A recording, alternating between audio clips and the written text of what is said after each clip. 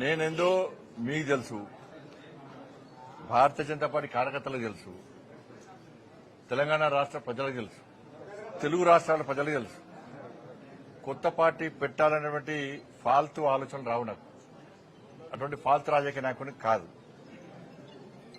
అనేక శిక్షణా శిబిరాల్లో, భారతీయ జనతా పార్టీ అంతర్గత శిక్షణా శిబిరాల్లో అనేక మంది కార్యకర్తలను తయారు చేసినటువంటి నాయకులం మేము, కార్యకర్తలం మేము.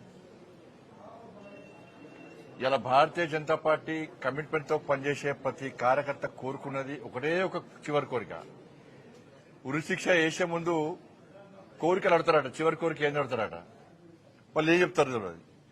కానీ కమిట్మెంట్ తో పనిచేసే భారతీయ జనతా పార్టీ కార్యకర్తను పిలిచి మీరు అడిగితే, కమిట్మెంట్ తో పనిచేసే భారతీయ జనతా పార్టీ కార్యకర్తను మీరు పిలిచి అడిగితే చెప్పి టక్ అని అయిపోయింది ఒకటే, నేను చచ్చిపోయినాక నా మీద భారతీయ జనతా పార్టీ కండగొప్పాలని, జెండా కప్పాలని అంటారు.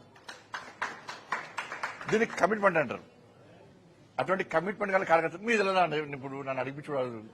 ఎవరు రాస్తా ఉంటారు, ఎవరో రాస్తా ఉంటారు, ఏదో చేస్తా ఉంటారు. కాబట్టి దాని మీద పట్టించుకోవాల్సిన అవసరం లేదు, పట్టించుకోవడం కూడా నేను.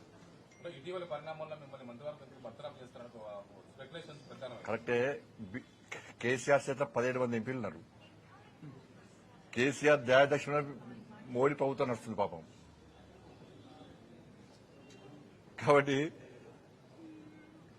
కేసీఆర్ సమాజం దానిలో కూర్చొని ఫామ్ హౌస్ లో కూర్చొని బండి సంజయ్ బర్తరఫ్ చేస్తారు అంటే నీకు ఒకే ఎంపీ లేడు, బర్తరఫ్ చేయాలంటావు. ఎందుకంటే నీ గడిల పాలన బద్దలు కొట్టింది మేమే, నీ అవినీతి సామ్రాజ్యాన్ని కూకటి వేళ్లతో పెగిలించింది మేమే, నీ కుటుంబ పాలన వ్యతిరేకంగా కొట్టాడింది మేమే. ఉంటుంది, నీకు సహజంగా ఉంటుంది. నీ 17 మంది ఎంపీలు ఉన్నారు కదా, అందుకే రెచ్చిపోతున్నావు నువ్వు.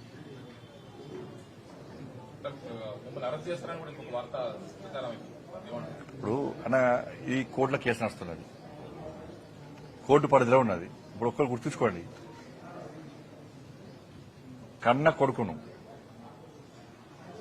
కొడుకును ఓ తండ్రి పోలీసులకు స్వయంగా అప్పగించినటువంటి సందర్భం ఏదైనా ఉందా? వాళ్ళ కన్న కొడుకును నేను తీసుకుపోయి విచారణకు సహకరించాలని చెప్పి నాకు సమాచారం వచ్చిన వెంటనే నా కొడుకును అప్పచెప్పిన. అరెస్ట్ చేయాలంటారు. ఇలా కేసీఆర్ కొడుకు ఫేక్ మీడియా ఫ్యాక్టరీ నడుపుతున్నాడు.